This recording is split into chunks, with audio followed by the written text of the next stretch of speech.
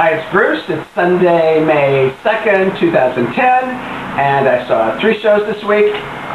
So let's get on with it, because there's one I really want to talk about at length. First one I saw was last week. It's been running for quite a long time. It's Fela.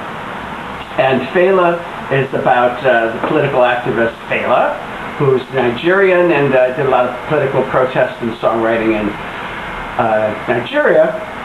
And it's directed and choreographed by Bill P. Jones, who choreographed Spring Awakening. Now, the reason it took me so long to see this is I really didn't care to go see it. So I finally went because I got a decent price ticket, and it's probably going to be nominated for quite a few Tonys, so I do like to try to see everything. But this wasn't one that called out to me. And I didn't hate it. I liked it. It was okay. It's not my kind of show. It's heavily, heavily accented. In fact, the music has super titles through most of it, and that really helped because I didn't know what the lyrics were. A very heavy Nigerian accent. And we saw, as Fela, Sar Nagauja, if I pronounced that wrong, excuse me, and he's the guy who they reviewed when they opened it. He only does 4 performances, so we're sort of lucky to have seen him because he gets nominated for Tony. It's nice to see the performance. He was fine, very heavy accent. There is audience participation. I had a lot of friends who liked the show, and I had some friends who didn't like the show, and I had a couple friends who actually walked out of this show at intermission. So if it's not to your taste, it's not to your taste. I didn't walk out at intermission. It was fine. They do, Fela does make you go, he talks to you because it's supposed to be his concert, and he does make you go, yay, yay, a lot, yay, yay, and stand up. The whole theater had to stand up. I don't like that sort of thing. I just did it out of intimidation, and then he makes you like do a little sort of dance. So, it was alright. If you like that sort of thing, that's the sort of thing you like. Alright, on to something else I like more. The Kid, a new musical that's in previews. I don't want to say too much about it because they're working on it, but I actually enjoyed The Kid, or a lot of The Kid. And what I liked about The Kid the most, besides the great cast, is the book by Michael Zamm, and based on a book by Dan Savage about a gay couple adopting. It stars Chris Sieber and Lucas Steele as the couple who are adopting. Chris Sieber, of course, several Tony nominations, a great musical performer. Lucas Steele, however, I only saw in Alan Cummings' 3-Penny Opera. Wonderful performance, really loved him in this. And 2 other people who I really want to mention are Gene Frumness and Michael Wartella, who played the child, the baby's birth parents. They're portray a couple of homeless kids, and really, really great performances. Keep your eye out on these 2.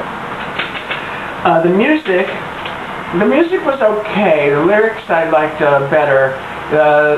There's about 4 songs that I actually really liked, and 2 of them were Spare Changein' and Behind the Wheel.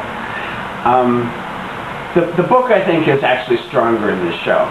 So I recommend it. It's really well done. It's well directed. Josh Prince, who I know a little bit, did the musical staging, and great staged, and the audience seemed to enjoy it. So I really had quite a good time. It's a little odd when you like the book better than the music sometimes, but the music does come through on several occasions. So I do recommend it. Okay, I'm not having a great day. I just had to go charge the battery. I haven't charged the battery on this thing for a long time. Now for a show I loved. American Idiot. Best musical of the year? Okay, I haven't seen The Addams Family. But let me preface this by saying I love Green Day. In 1994, I bought a CD of Dookie, which was one of their first CDs they put out once they got popular out of San Francisco. I was 47 years old, but I like to keep up on pop music, rock and stuff.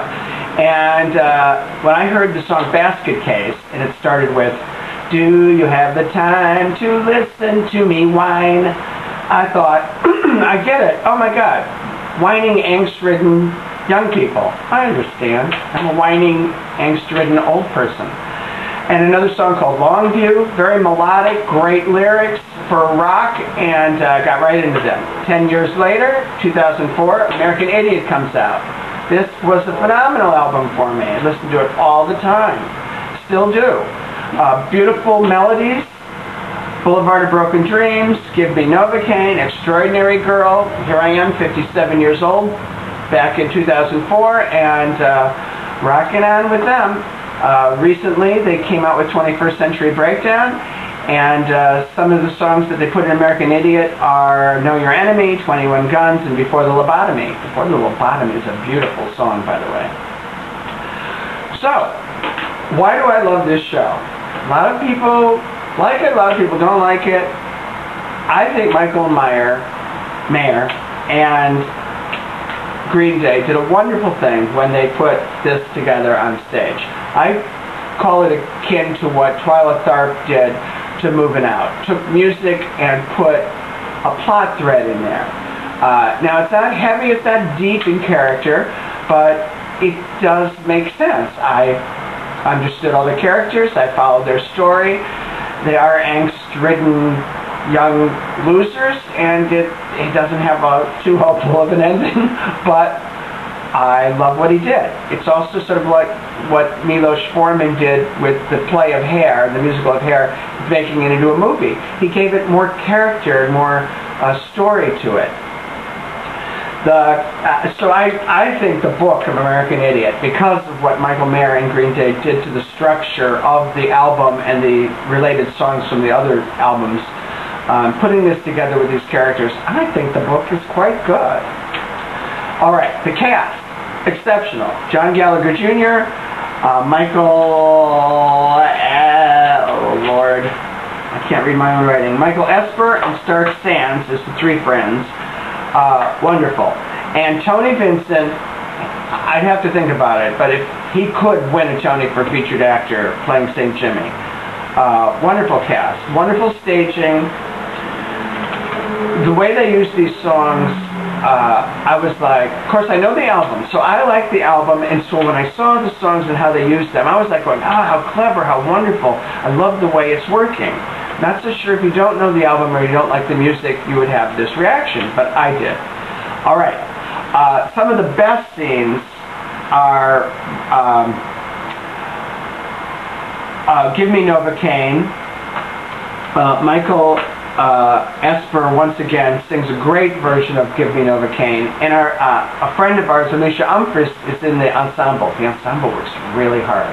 And she actually has a moment on the couch during Novocaine. So I was, good for Alicia.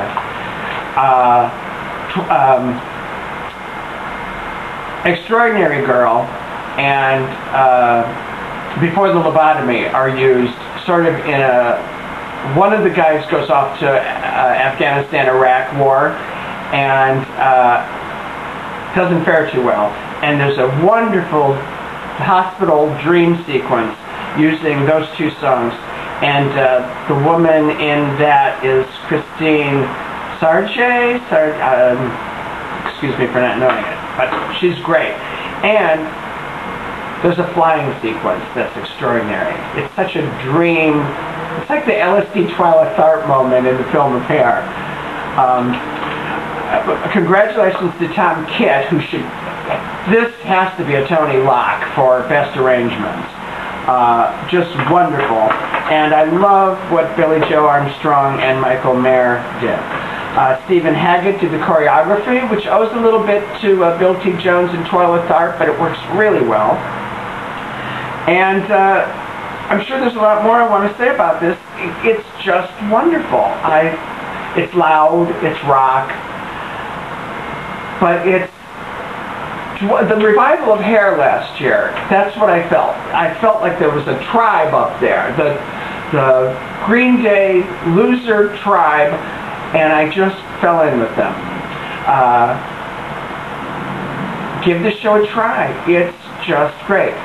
Maybe listen to the music first, try it, and read the lyrics. Read the lyrics. I used to sit and read the Green Day lyrics. So I had 2 thumbs up, and I hope this wins the Tony for Best Musical.